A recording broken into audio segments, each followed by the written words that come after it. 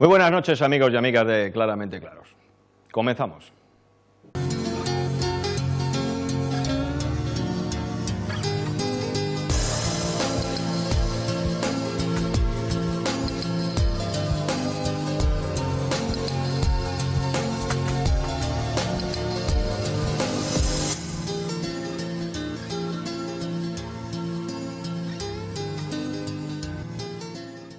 Mejor que empezar el programa con la cocina, con Juanjo del Zapico, Juanjo García. Bueno, ya no sabes ni cómo te apellidas, ¿no? No, eso comentábamos antes. Me imagino que todo el mundo te conocerá por Juanjo, el del Zapico.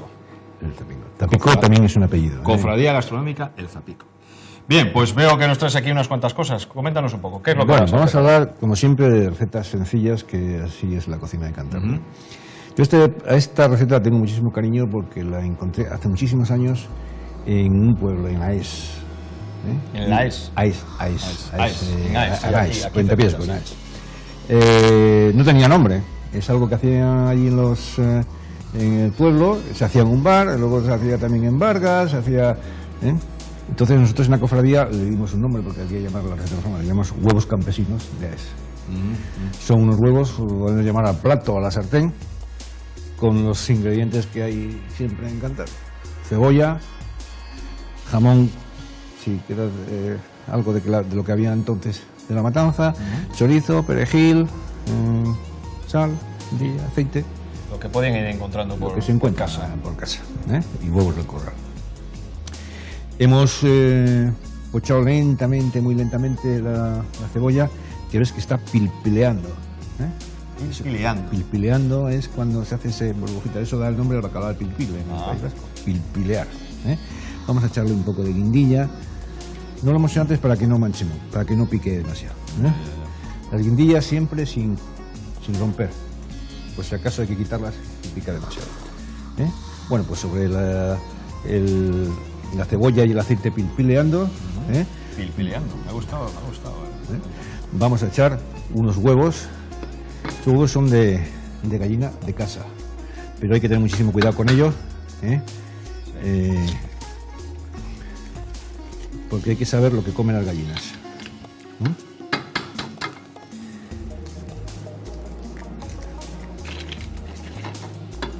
Tienen buen color los huevos,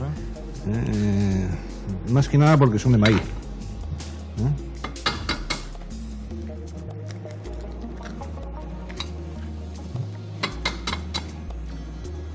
Sigue pilpileando. Pilpileando. Y vamos a adornar un poco este asunto, porque así queda muy triste solamente los huevos. Añadimos un poquito de jamón, que le hemos cortado para que sea más fácil. Un poquito de chorizo, cortado también. Y un poco de perejil para darle color y aroma. Pues nada, 10 minutos ahí al mínimo. Un poquito de sal. Oye, ¿qué te parece que mientras que se hace vamos a charlar con Javier Escudero, un amigo que ha venido de muy lejos, pero no lo va a explicar él? Cuando acabes de hablar de esta. Volvemos, ¿vale?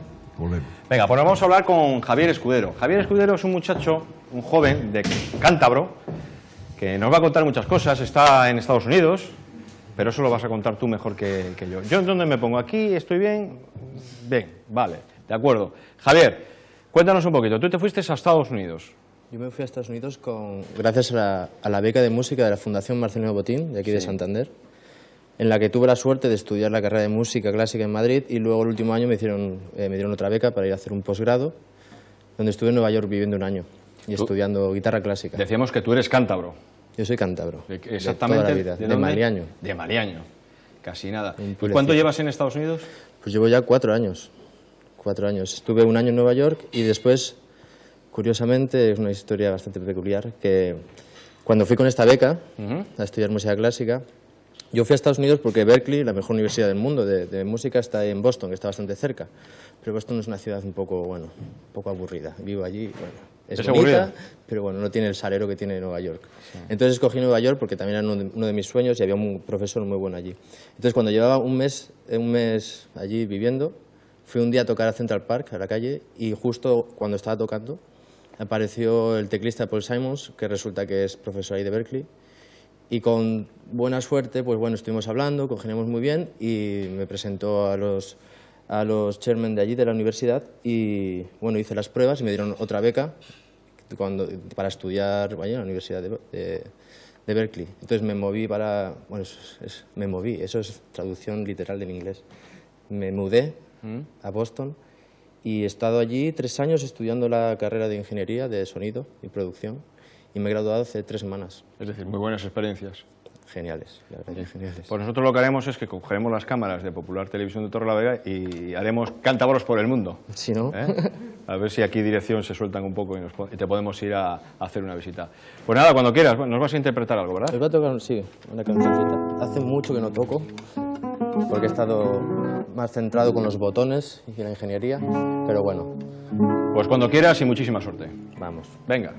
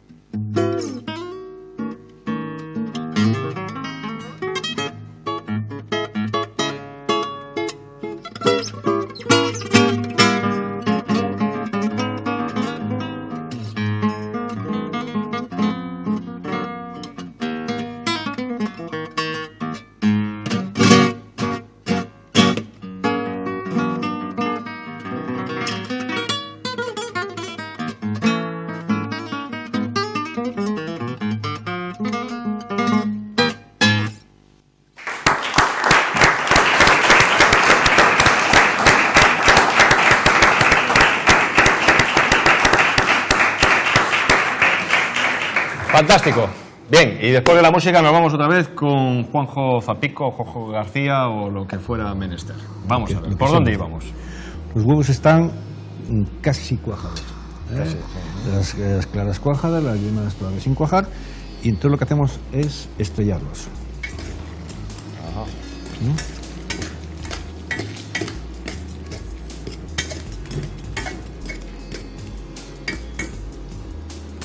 Y ya está. Muy bien, pues ya se puede comer entonces. Ya se pueden comer. Bueno, hacemos un pequeño repaso desde el inicio para que nuestros amigos puedan tomar nota. Venga. Y dejamos que templen. Venga, cuéntanos un poco. Ingredientes. Mucha cebolla, pochada muy suave, un poco de guindilla para que le dé gracia, aceite de oliva virgen, aceite de oliva, que es importante para este plato. Está mejor con aceite de oliva que con cualquier otro aceite. Sí. Huevos, a ser posible de corral, y si no, pues de los que tengamos. Los cuajamos ligeramente con un poco de embutido, de jamón, un poco de perejil, y cuando estén casi hechos, los estrellamos, los rompemos. Muy bien. Un poco, nada más. Un ratito solamente, ¿no? Un ratito. Bueno, pues como siempre nosotros... Y apagamos. En el intermedio, en la publi, pues lo probaremos.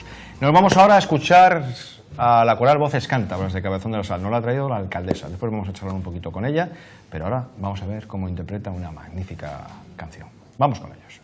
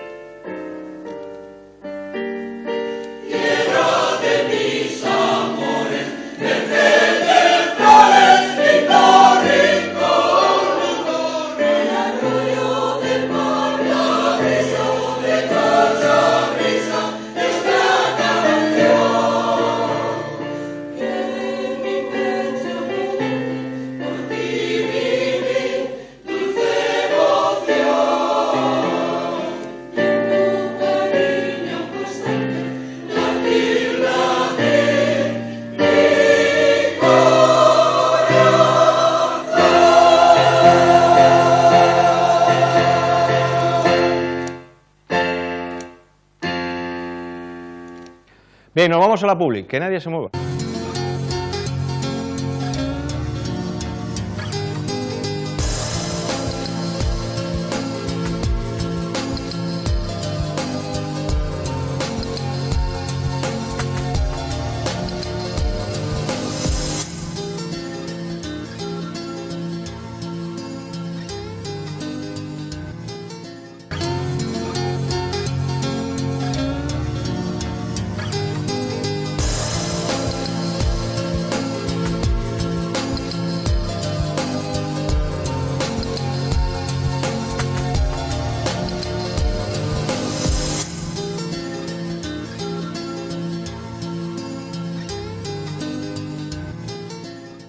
Parte claramente claro. Bueno, y ahora nos vamos a charlar un poquito de Cabezón de la Sal. Estamos con su alcaldesa, con Esther Merino Portugal, que aparte de que nos va a contar muchas cosas, como digo, nos ha traído a la coral Voces Cántabros. Todo un lujo tenerlo aquí en nuestro programa. Pero bueno, ahora un par de minutitos que nos explique y nos hable un poco de su municipio.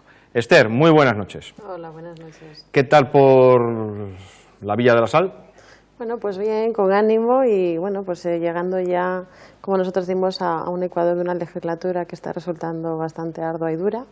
Pero bueno, yo creo que unas perspectivas en estos 2 años que nos quedan positivas para el municipio, que eran un poco los objetivos que teníamos al tomar las riendas del ayuntamiento.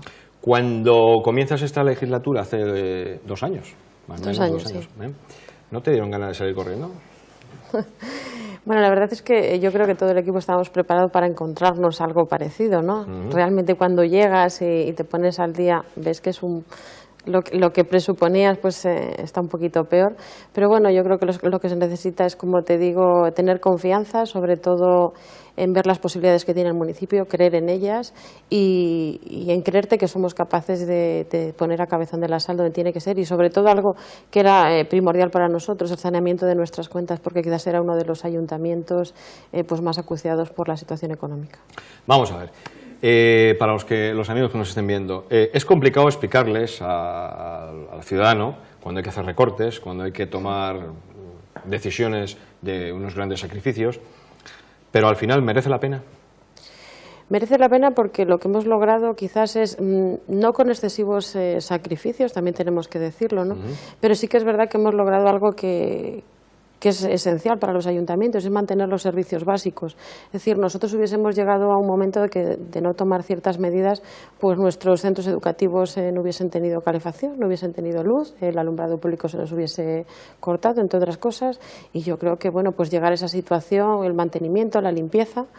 Y bueno, pues teníamos que poner medidas encima de la mesa, además de forma apresurada y de forma rápida para evitar todo eso. Es decir, que pues al mes de llegar nos empezaron a llevar ya pues cartas certificadas con que nos amenazaban con cortes de luz. Los proveedores no querían trabajar con el ayuntamiento porque llevaban 2 años sin cobrar, habían metido facturas y sin cobrar sus servicios, con lo cual la situación era bastante caótica. Pero no solamente se trata en sí de tomar decisiones complicadas con respecto, pues como podemos decir, subidas de impuestos, que quizás es lo que nuestros ciudadanos sienten más. Sobre todo se basaba en la reorganización de nuestra administración en cuanto al personal, en cuanto a ver los servicios que tenemos, cuáles se tenían que persistir y cuáles no, ¿no? Y luego ver de cara a los impuestos cuáles había que modificar sin quizás que nuestros ciudadanos sufriesen, por así decirlo, excesivamente. Tenemos que tener en cuenta que también en Cabezón nos encontrábamos con la tesitura de que teníamos unas tasas y unos impuestos municipales excesivamente bajos comparados con todos los municipios que tenemos. Pero eso lo suelen decir todos los políticos, ¿eh? Bueno, pero los números están ahí, es decir, que se puede comprobar fácilmente, es que es así. Y entonces, bueno, yo eso se lo achaco y lo achaco a todos los políticos que hemos pasado por las distintas administraciones públicas, ¿no? Cuando, como yo digo, tenemos vacas gordas, es decir, todos los ciudadanos tenemos la suerte de tener trabajo, darnos nuestras vacaciones, permitirnos ciertos lujos, quizás los políticos somos reticentes a hacer una subida de impuestos, ¿no? Y realmente llega esta situación de crisis y es cuando tenemos que hacerlo de forma obligada y cuando los ciudadanos peor lo pueden mantener. Entonces, bueno, yo creo que de todo esto tenemos que aprender un poquito. Vamos a ver, estos 2 años pasados, una pincelada, principales logros conseguidos que puedas estar orgullosa de ello. Bueno, en primer lugar, la organización de la Administración ha quedado, el Ayuntamiento en cuanto a los departamentos y servicios ha quedado ajustado a la realidad que tiene un ayuntamiento de 8.500 habitantes. Con decisiones muy valientes. Por otro lado, en cuanto al saneamiento de nuestras cuentas, que era muy preocupante, sobre todo porque, como os digo, es decir, no había empresas ni proveedores que querían trabajar con el ayuntamiento. Eso significaba que no podíamos tener gasoil para los colegios, para los vehículos, materiales de limpieza, materiales simplemente para un mantenimiento de las calles, y era gravoso. Con lo cual, el hecho de las líneas ICO que puso en marcha el Estado a nivel nacional, pues sí que nos facilitó a las administraciones locales el poder endeudarnos para poder hacer frente a ese pago de facturas que, como te digo, en Cabezón de la Sal se llevan más de 2 años sin pagar, ponernos a cero y, bueno, pues con algunos retoques, porque es así, modificaciones de algunos de los impuestos, reducir mucho el gasto corriente de un ayuntamiento, y para eso nos hemos pasado horas trabajando en ver en el tema de seguros, en el tema de alumbrados públicos, nos hemos pasado noches, aunque pueda parecer un poco ilógico, viendo a lo largo de todo el término municipal qué puntos de luz eran estrictamente necesarios, cuáles no, y había que apagarlos todo, pues para ahondar en un ahorro de gasto corriente y no solamente que sería sanear las cuentas acuciando un poco a los vecinos con la subida de impuestos. Bien, hemos hablado de 2 años anteriores, ahora vamos a hablar de los 2 años que nos esperan ahora. ¿Principales objetivos? Bueno, pues la verdad es que en los 2 años el equipo de gobierno tenemos expectativas positivas y además ilusionantes. Tenemos varios proyectos que hemos puesto en marcha y yo creo que verán la luz. Por un lado, el Plan General de Ordenación Urbana, que esperamos ya en breve espacio de tiempo que por fin se apruebe después de 12 años. Hoy viene el señor consejero, ¿nos puede hablar algo de ello? Bueno, pues él es uno de los protagonistas en lo que llamamos de legislatura, y es así, en agilizar lo que es toda la tramitación de los planes generales, cosa que no ocurría anteriormente, y gracias a ello, pues Cabezón de la Sal va a ser uno de los que va a ver pronto la luz. Por otro lado, bueno, pues otro logro que además este próximo día lo vamos a llevar a pleno, que va a ser la aprobación de la cesión del Centro Deportivo y Cultural Santiago Galas. Ahí vamos a ver, que es que me lo han preguntado muchos vecinos de Cabezón cuando salgo a dar una vuelta por mi pueblo. ¿Cómo está eso? Porque la gente, pero ¿no podéis hacer algo en el Centro Social Santiago Galas? Unas instalaciones magníficas, está aquí cerca del pueblo, está lleno de posibilidades. Posibilidades tiene muchas. Evidentemente las instalaciones ya están muy obsoletas, pero yo lo que les decía durante mucho tiempo a los vecinos, que como a ti me preguntaban, es decir, las propiedades no eran del ayuntamiento, el ayuntamiento sí que formamos parte del patronato, pero existe un patronato y una fundación y son los dueños de esas instalaciones. Lo que hemos propuesto encima de la mesa, aparte del patronato, en este caso los que formamos parte del equipo de gobierno del ayuntamiento, era la posibilidad de una cesión al ayuntamiento. ¿Por qué? Porque es la única manera de encontrar fondos para invertir en las instalaciones y reflotarlas. En ese sentido, bueno, pues el patronato ha aprobado por unanimidad el hacerlo, y nos ha pasado evidentemente el que llegue ahora llegar a pleno para aprobar esa cesión por parte de, como te digo, del Pleno. Esperemos que se apruebe por unanimidad de todos los grupos, porque, como yo digo, es uno de los puntos que durante muchos años todos los distintos partidos políticos lo hemos llegado a nuestro programa electoral, y sí que es cierto que a nivel autonómico, a nivel de comarca, sobre todo en la zona occidental, pues es una de las instalaciones deportivas y culturales más importantes. Hace 20 años la verdad es que era un privilegio tener esas instalaciones. Como te digo, ahora están obsoletas, se necesita mucha inversión, y bueno, vamos a ver qué pasa. Ya tenemos en marcha una perspectiva de plan director y bueno, iremos contando más sobre ello. Además, siempre que se abre un medio de comunicación o se reabre, pues tenemos que felicitarnos todos. Usted ha conseguido que Radio Fora Montanos vuelva a emitir. Bueno, pues también es después es de cómo lo han puesto, algunos. Bueno, la verdad es que sí, era una idea que teníamos y sobre todo, bueno, a ti, Gustavo, en ese sentido sé que durante muchos años has estado ahí con el tema del medio de comunicación, de la radio en Cabezón. En este caso también uno de nuestros concejales, el concejal de Cultura, uno de sus objetivos también era ponerla en marcha. Óscar López. Exactamente, lo hemos logrado, lo estamos apoyando y como tú dices, a veces es muy raro, ¿no?, pensar que incluso representantes municipales puedan estar en contra de una radio que, como digo, es municipal, con muchos años de historia en Cabezón de la Sal, y de que además es de un medio del cual han salido verdaderos profesionales que ahora están en otros medios de comunicación. Alcaldesa, en un minuto de los que duran 10 segundos, el viernes tienen algo también allí en Cabezón, ¿no? Bueno, pues el viernes tenemos la segunda gala solidaria de la Mancomunidad Saja Corona, Y en este sentido es una gala de folclore, vamos a tener más de 20 participantes en cuanto a coros, grupos de danza, solistas y demás. Y bueno, si se repite el éxito del año pasado, pues nos damos por satisfechos.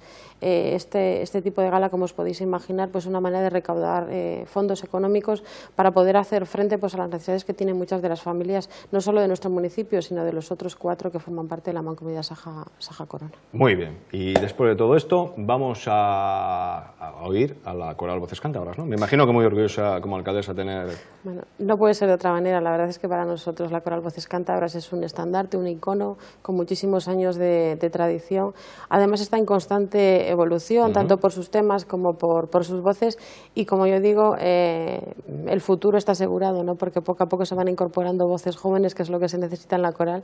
Y yo he tenido la oportunidad pues hace unos meses de viajar con ellos a Londres por rememorar pues un viaje que hicieron hace unos años como te digo, a Londres, y la verdad es que ha sido un lujo estar con ellos, por la forma de estar, por su forma humana, y ya te digo, a nivel profesional, lo que representa para el llevar el nombre de Cabezón de la Sal allá donde van, pues para nosotros evidentemente es muchísimo, un logro importante y nos sentimos muy orgullosos. Bien, dicho todo esto, ¿nos da usted permiso para escucharles? Por supuesto. Nos vamos a escuchar a la Coral Voces Cántabras de Cabezón de la Sal.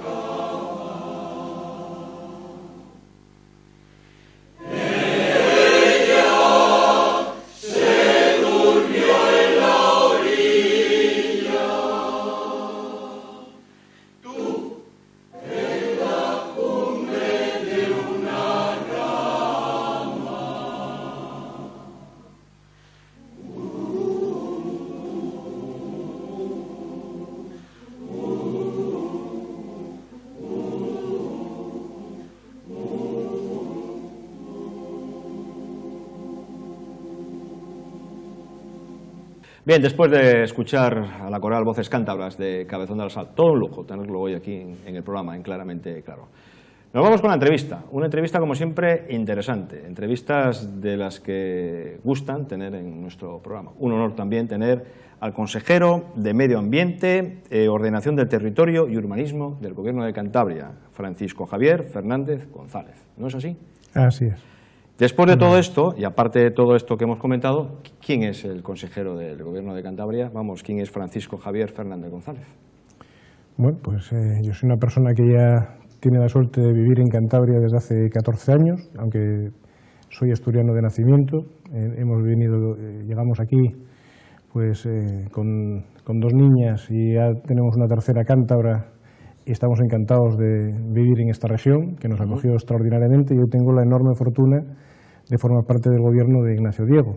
Y para mí, desde luego, es un auténtico orgullo poder desempeñar durante estos 2 últimos años por las funciones de, como has dicho, de consejero de Medio Ambiente, Ordenación del Territorio y Urbanismo, porque creo que hay mucho trabajo por hacer, muchas cosas que podemos ayudar y aportar para hacer que esta extraordinaria tierra pues vaya mejorando en cuestiones ambientales, en cuestiones urbanísticas. Pero vamos, fundamentalmente es una persona de familia. A mí lo más importante pues sigue siendo pues mi familia, mis hijas, mi mujer, y eso es a lo que me gustaría dedicarle un poco más de tiempo, pero bueno, les acabaré resarciendo dentro de poco. ¿Cómo fue su entrada en política? Porque menudo reto, con la que está cayendo. Bueno, pues yo la verdad es que yo llevo trabajando en la administración pública casi 30 años. Yo soy profesor de Derecho Administrativo.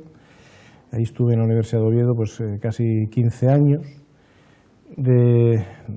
Hubo un momento en el que me propusieron venir a Cantabria para desempeñar las funciones de director general del Servicio Jurídico del Gobierno, en el gobierno de Sieso, de José Sieso.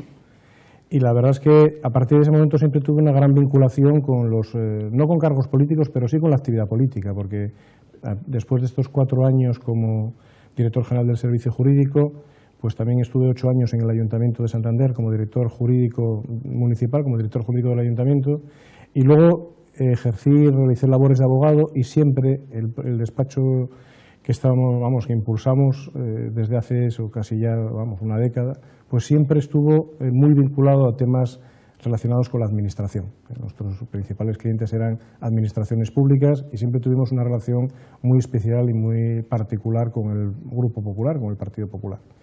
Entonces yo la verdad es que nunca tuve una dedicación profesional a la política propiamente dicha hasta el momento en que Ignacio Diego me hizo esta propuesta que, como digo, para mí fue un auténtico honor, y yo creo que es pues una razón para estar extraordinariamente feliz y orgulloso de poder desempeñar esta labor. Pero mi paso por la política pues es un paso propio de una persona que desempeña una labor profesional y que transitoriamente pues realiza un servicio con vocación de llevar a cabo ese servicio. Sí, antes de seguir con esta entrevista, yo lo que quiero es darles las gracias desde el programa Claramente Claro, desde Popular Televisión Torrelavega, al señor consejero. Nos han dado toda clase de facilidades para que esto se pueda llevar a cabo, porque además tiene una agenda amplísima, ahora acaba de llegar de viaje, tiene 50.000 líos, se pueden imaginar ustedes. Muchísimas gracias por estar hoy aquí. Nada, gracias a vosotros, es un placer siempre estar en vuestra compañía.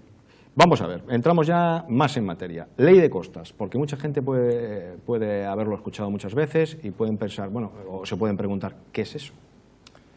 Bien, la Ley de Costas es una reforma legislativa que era imprescindible. Yo creo que cuando se hizo la ley en el año 1988, pues fue una norma que intentó proteger la costa y como principio general pues era un principio bienvenido, era necesario en aquel momento, pero creo que se tomaron una serie de decisiones que todos sabíamos que tarde o temprano habría que volver a replantearse.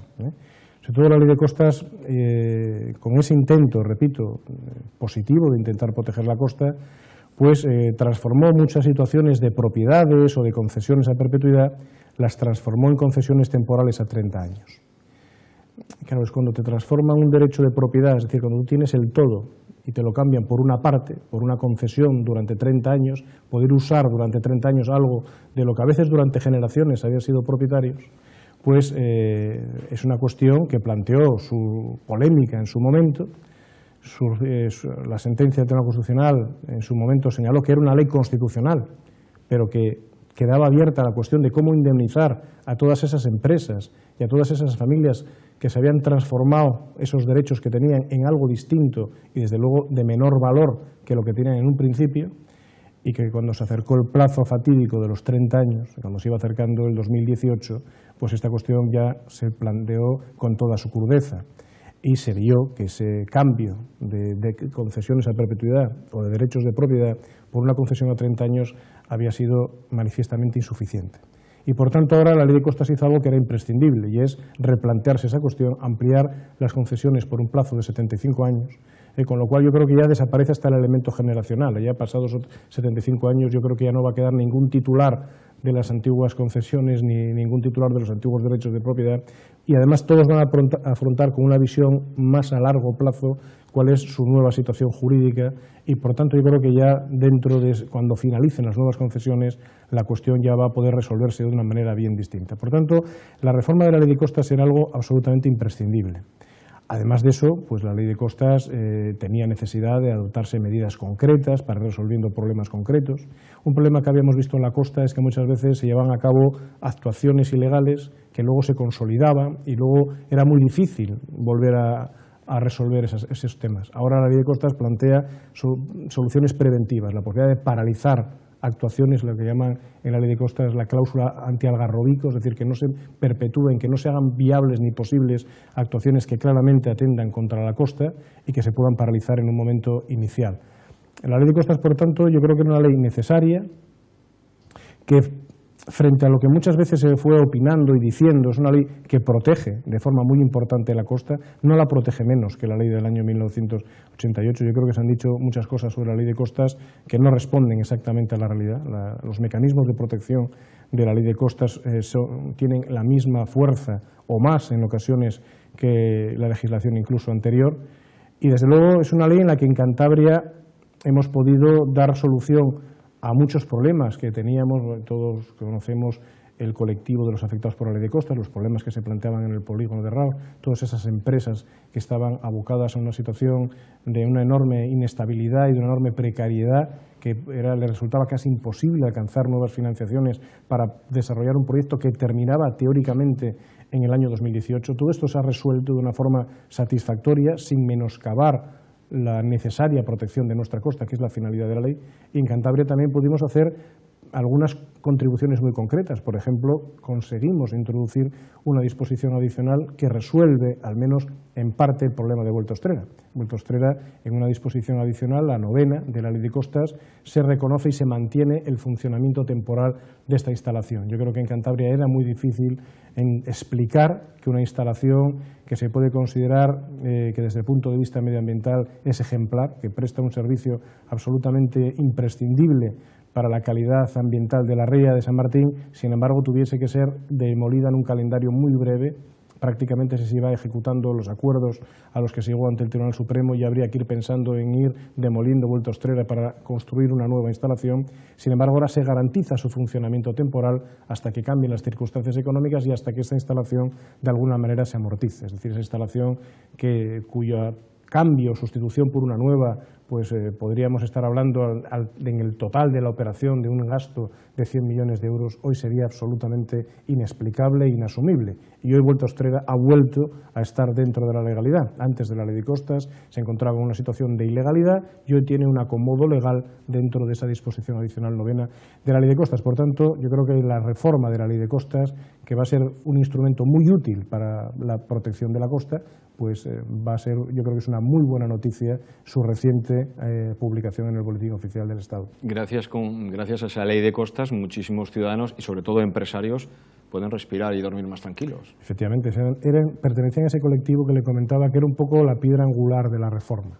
Ese colectivo de concesionarios o antiguos propietarios que con la redacción inicial de la Ley de Costas vieron transformados sus derechos previos por derechos concesionales con un plazo de 30 años. Ahí se produce el respiro y el alivio, porque sus concesiones ahora tienen otros 75 años de vida. ¿Podemos presumir en Cantabria de nuestro medio ambiente? Y le voy a decir por qué. Normalmente las campañas turísticas que tenemos de nuestra comunidad autónoma en todo el mundo, uno de los puntos donde más hincapié se hace y uno de los puntos donde más nos podemos sentir orgullosos de ellos es de nuestro medio ambiente. Eso también es trabajo de ustedes. Su esfuerzo y su trabajo es para que también venga mucha más gente a visitarnos a Cantabria, que la mayoría del turismo ahora ya apuesta por ello, ¿no? Yo creo que todos aquellos que conocen Cantabria saben que puede sentirse absolutamente orgullosa del medio ambiente que tiene. Es un privilegio vivir en esta tierra con unos valores naturales, paisajísticos, ambientales absolutamente extraordinarios. Precisamente la función de la Consejería de Medio Ambiente es cuidarlos, mimarlo, en aquellos ámbitos donde se produjeron degradaciones, normalmente como consecuencia de la actuación humana, industrial, de la propia desarrollo urbano, pues lo que tenemos que hacer es ir paliándolos, hay que ir mimando el medio ambiente y cuidando y recuperando aquello que se ha degradado para volver a aflorar esos valores extraordinarios que tiene Cantabria. Pero evidentemente es una apuesta como región por unos valores que potencian el futuro, el turismo, que potencian pues, actividades muy vinculadas al medio rural, como la agricultura, como todo el ámbito, todo lo relacionado también con el tema forestal. Yo creo que Cantabria tiene unas posibilidades de desarrollo, potenciando los valores ambientales extraordinarias.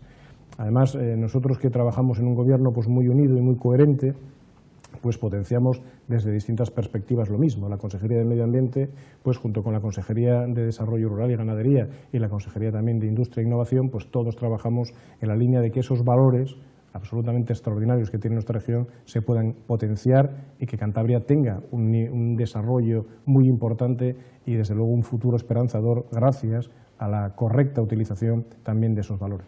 Nuestras empresas, nuestra industria, ¿cómo andan con el tema del medio ambiente? ¿Se van adaptando? ¿Son tiempos difíciles? Sí, en Cantabria, como en el resto de España, yo creo que se ha hecho un esfuerzo espectacular por parte de las empresas en los últimos años para ir acondicionándose y para ir cumpliendo las exigencias de la legislación medioambiental. Creo que las empresas saben que sin cumplir la normativa medioambiental no tienen ningún futuro.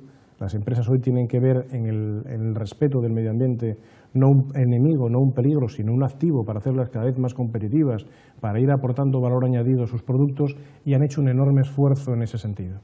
Las empresas que en Cantabria han obtenido una autorización ambiental integrada han tenido que ir haciendo importantísimas inversiones para cumplir las exigencias medioambientales que la legislación, tanto europea como estatal y autonómica, les han impuesto. Estamos hablando en Cantabria de un desembolso en los últimos años pues del entorno entre 200 y 300 millones de euros. Estamos hablando de cantidades muy importantes que reflejan ese esfuerzo extraordinario que han hecho nuestras empresas. Yo creo que nuestras empresas cada vez demuestran pues una apuesta más decidida por estar a la vanguardia de las cuestiones medioambientales, de cumplir no solo la normativa ambiental, sino, repito, estar en vanguardia de la misma.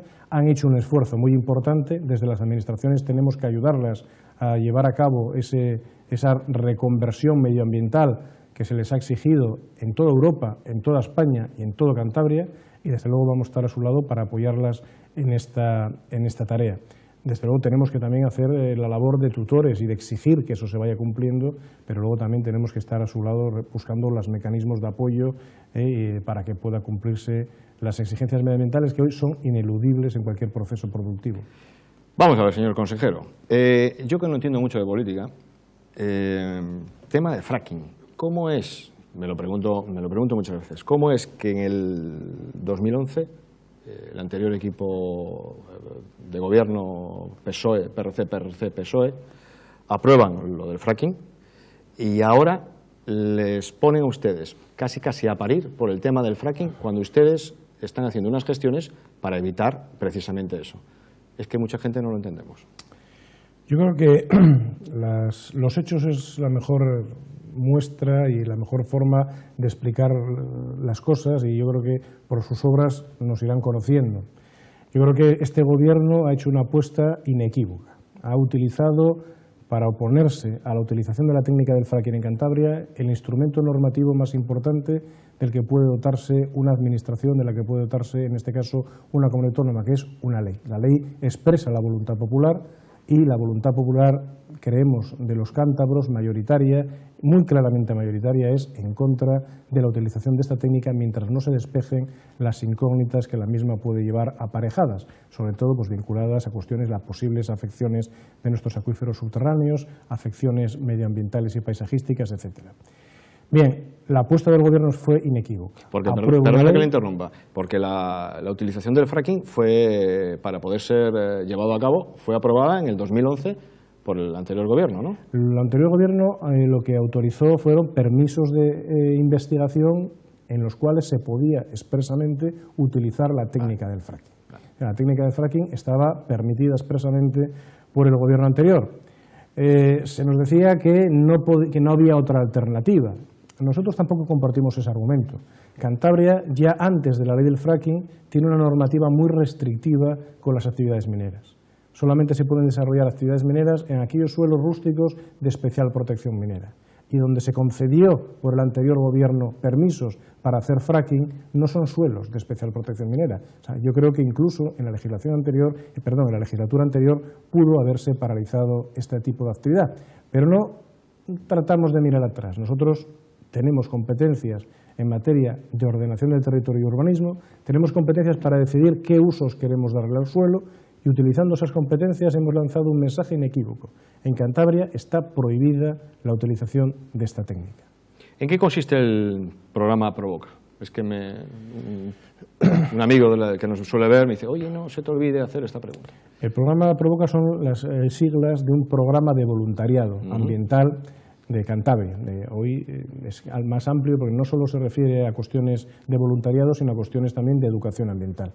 Nosotros siempre defendimos desde la Consejería que la educación ambiental tiene que ser una educación activa, que no se trata de plasmar o de basar la educación ambiental en catálogos, folletos.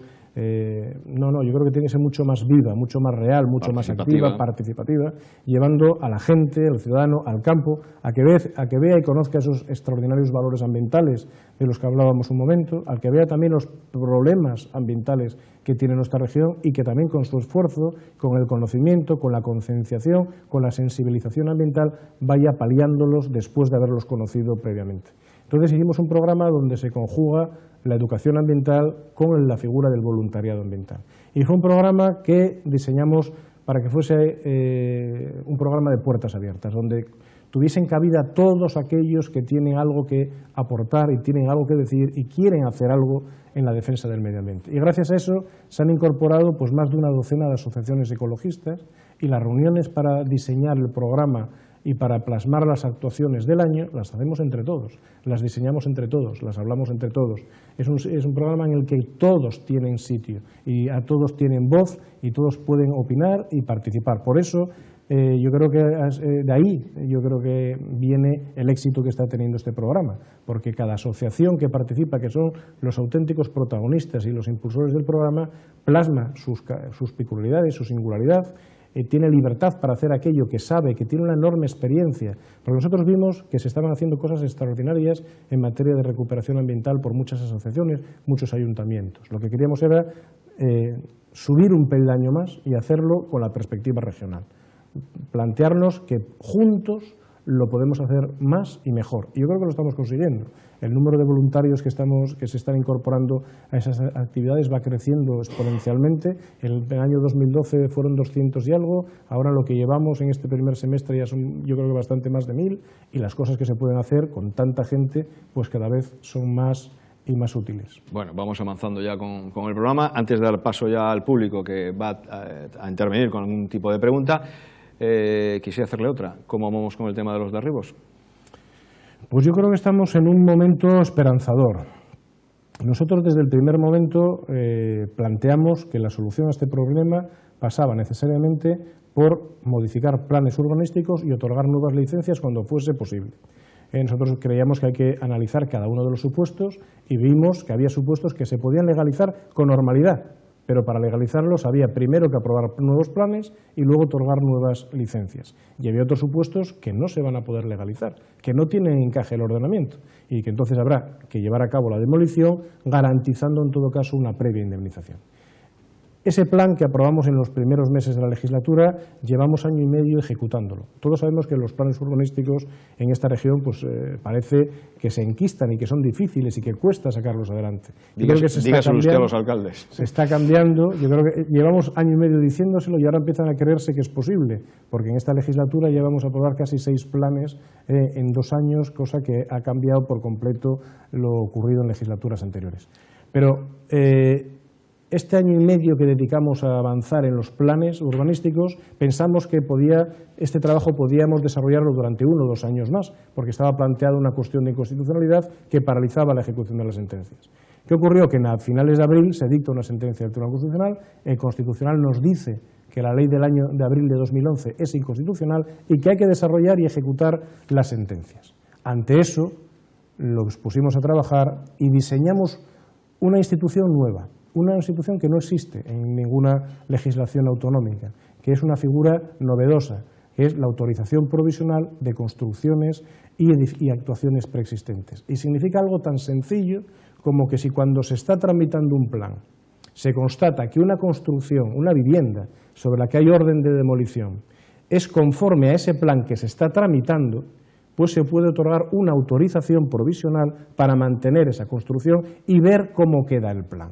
Si el plan es coherente con esa vivienda se mantiene hasta que el plan se acabe y luego se puede obtener la nueva licencia de obra. Si esa vivienda no cabe dentro del plan, esa vivienda entonces hay que demolerla.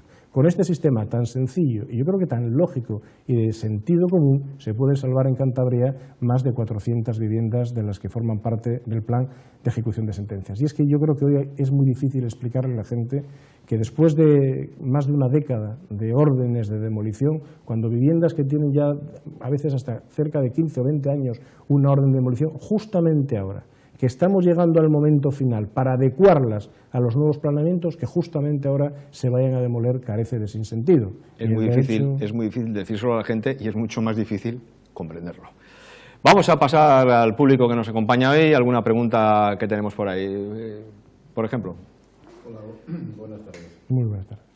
Dos preguntas. Una en la línea de estos planes generales. Seis planes generales, es verdad que es una cifra astronómica en comparación a lo que se ha hecho en la anterior legislatura, pero siguen pareciendo muy pocos planes para todos los que necesita Cantabria.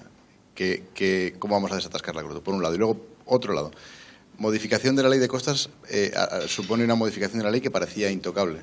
¿Va a ocurrir algo parecido con el POL?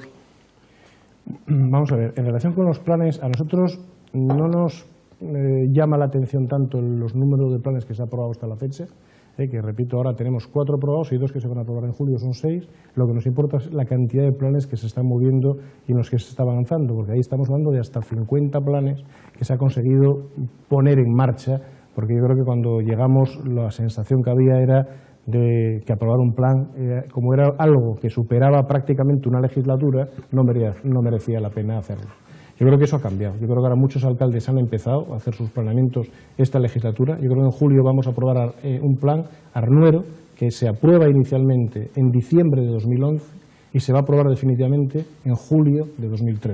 Es decir, en año y medio va a pasar de la fase inicial a la aprobación definitiva. Y eso es un mensaje muy claro para todos los alcaldes. Los planes se pueden aprobar en menos de una legislatura. Estamos aprobando planes, vamos a aprobar planes en menos de una legislatura. Y por eso lo importante no es que hayamos aprobado 6, lo importante es que estamos moviendo casi 50. Y lo importante es que este año vamos a aprobar pues al entorno de 10 o 12. Y lo importante es que esta legislatura vamos a aprobar 20. Y eso es lo realmente importante, que hemos cambiado la inercia. El problema, lo que nos ha costado al principio es convencernos a nosotros y convencer a los alcaldes de que era posible. Yo le recomiendo que hable con los alcaldes, a ver qué opinan.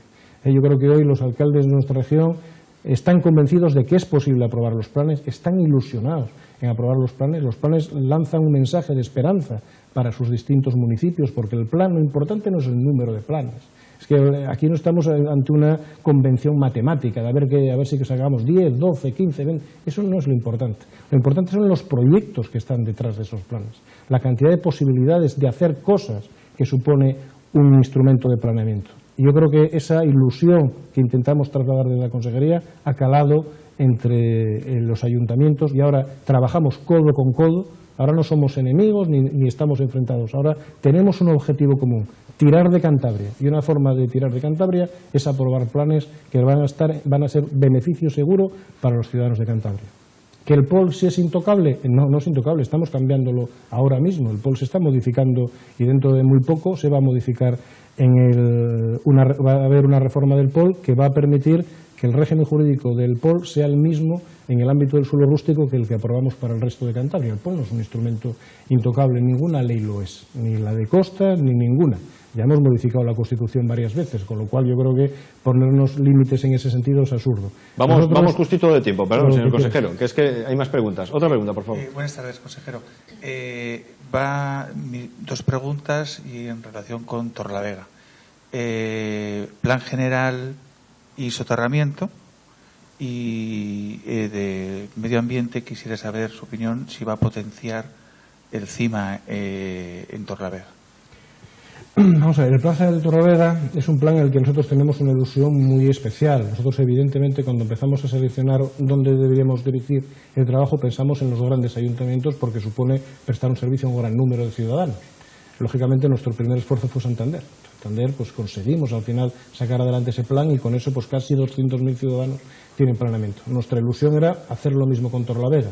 Torrelavega había tenido una situación en los años anteriores difícil en materia de planeamiento. Era de esos ayuntamientos que tenían un plan que llevaba demasiado tiempo tramitándose, que ya era un plan que ya no ilusionaba a nadie, que ya no lo quería ni el nuevo equipo de gobierno. Eso pasa muchas veces con los planes, que no maduran, sino que se pudren por el tiempo. Entonces, ese tipo de planes nos pasó en Torrelavega, nos pasó en Camargo. Son ayuntamientos que al final deciden empezar a hacer tabla rasa y decir lo que tengo no me sirve. Y Torrelavega ahora se encuentra en una situación complicada, porque está todavía en una fase administrativa resolviendo su contrato con el anterior equipo redactor para que le permita, en un plazo luego razonable, avanzar en el nuevo planeamiento. Entonces, Torrelavega es un nuevo ejemplo de esos ayuntamientos que son herederos de una situación previa que distaba mucho de lo lógico y de lo racional. Llevaban demasiados años dándole vueltas a sus planeamientos, habían pasado reformas legislativas, en definitiva ya eran planes, repito, no ilusionaban a nadie, los nuevos equipos no se sentían identificados con esos instrumentos. La segunda cuestión era el CIMA. Sí, por supuesto que nosotros queremos que el CIMA tenga un papel cada vez más importante como laboratorio ambiental de referencia. Nosotros en el CIMA el CIMA ha hecho una labor muy importante. Antes hablábamos del Provoca, el CIMA está impulsando la educación ambiental a través de este programa, pero hay otra parte en la que cada vez queremos darle más importancia, que es su parte analítica, su actuación como laboratorio ambiental, y por eso cada vez está consiguiendo mayores niveles de acreditación en más materias, y por supuesto que apostamos decididamente por el CIMA como un organismo que nos sirve. Es muy práctico para poder afrontar muchos problemas medioambientales con los que cuenta esta región. ¿Alguna pregunta más? Sí, buenas noches, consejero. Dos cosas. Por un lado, sí que como alcaldesa de un municipio y a raíz de lo que se ha comentado aquí de los planes generales, pues mostrar mi agradecimiento, y yo creo que el hago extensible al resto de compañeros alcaldes, por las muestras de importancia que la Consejería está mostrando en este caso hacia el desarrollo de nuestros planes urbanísticos. Y sí que es cierto que los alcaldes estamos notando que ha habido un cambio, pero un cambio de 180 grados en lo que es toda la tramitación y sobre todo en la relación que existía entre los ayuntamientos y las consejerías, porque primero los ayuntamientos nos sentíamos como que éramos los hermanos pobres que íbamos a pedir allí, que nuestro plan tenía que salir, que nos le torpedeaban aquí, que luego teníamos otra traba administrativa, y sin embargo ahora la verdad es que es todo lo contrario, no encontramos todo el apoyo necesario, por eso desde aquí el agradecimiento. Y luego una pregunta. Yo creo que uno de los grandes logros en esta legislatura por el actual equipo de gobierno regional ha sido la aprobación de la ley de construcción de viviendas unifamiliares en suelo rústico, ¿no? Y en los cuales nos vemos afectados también varios municipios. En ese sentido, yo quisiera que nos explicase por qué esa ley y qué efectos está teniendo ya y qué efectos esperan que va a tener en un futuro la aprobación de esa ley. Bueno, primero, muchas gracias. Yo creo que Cabezón de Sal ha sido además de esos ayuntamientos con los que trabajamos muy a gusto, y eso va a plasmarse en que en este año 2013, sin ningún género de dudas, va a pasar a engrosar la lista de los planes aprobados. Cabezón de la Sal seguramente antes de finalizar el año pues contará con su nuevo plan general gracias a ese esfuerzo común entre el ayuntamiento y la consejería. Nosotros efectivamente intentamos quitar muros, tender puentes donde antes había muros, y yo creo que eso se ha conseguido, que las relaciones entre ayuntamientos y comunidades autónomas son absolutamente fluidas, se trabaja con lealtad institucional evidente. La ley de reforma del suelo rústico era una necesidad, de hecho, una necesidad sentida hace muchos años. De hecho, se hizo una ley en el año 2009, una ley para reformar el suelo rústico y permitir la construcción de vivienda unifamiliar. Nosotros ya dijimos en su momento que apoyábamos el espíritu de la ley, pero que era una ley que no iba a servir, porque era una ley que se basaba una vez más en instrumentos intermedios, en este caso una figura del plan especial. Y nosotros hacemos la pregunta muy sencilla: si somos incapaces de aprobar planes generales, ¿por qué a do divino vamos a pensar ahora que vamos a ser capaces de aprobar planes especiales? Evidentemente no se aprobó ni uno solo. Pasaron 2 años, no se aprobó ni un plan especial, no se aprobó ni una sola vivienda. Nosotros creíamos que había que buscar otro sistema. Los planes especiales no nos parecen mal, que se puedan hacer. Y no la ley nueva no es una ley que rompa con la anterior, mantiene la figura del plan especial, mantiene la figura del catálogo, pero da soluciones directas desde la ley. Nosotros, yo creo que tenemos un equipo en la consejería, un extraordinario equipo de juristas en la propia consejería, que diseñó otro modelo alternativo, donde las viviendas se pueden hacer directamente aplicando la ley, con todas las cautelas medioambientales, viviendas próximas a los núcleos, que plasmen un poco la forma natural de crecimiento de los núcleos rurales.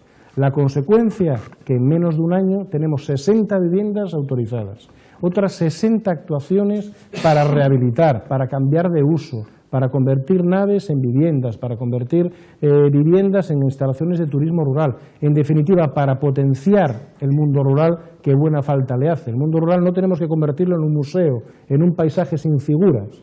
Hay que convertirlo en un ámbito donde los ciudadanos tienen pleno derecho a tener los servicios de cualquier otro ciudadano, tener viviendas dignas, tener servicios dignos. Y yo creo que la ley que reformó el régimen jurídico del suelo rústico fue una ley como las que solemos hacer en la consejería, muy práctica, una ley muy pragmática. Nosotros desde el primer día decimos que vamos a ser pragmáticos y participativos, lo repito una y mil veces, y creo que hemos dado muestras. Han sido los propios ayuntamientos los que nos han ayudado a mejorar esta ley, a ver qué problemas tenía y cómo se podían solucionar.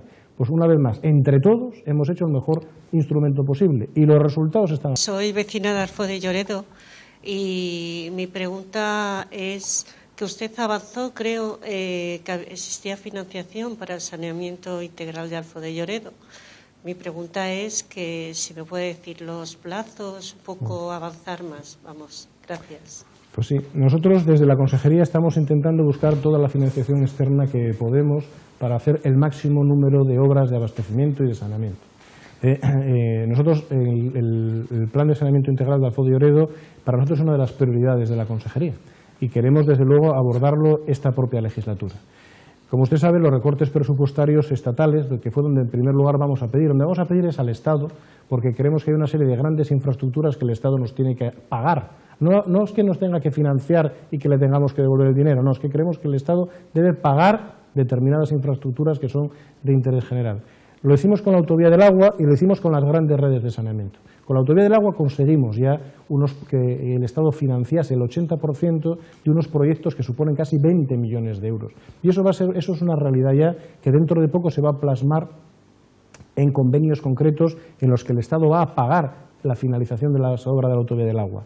Los otros proyectos de saneamiento que también le habíamos pedido al Estado, el Estado no pudo comprometerse este año.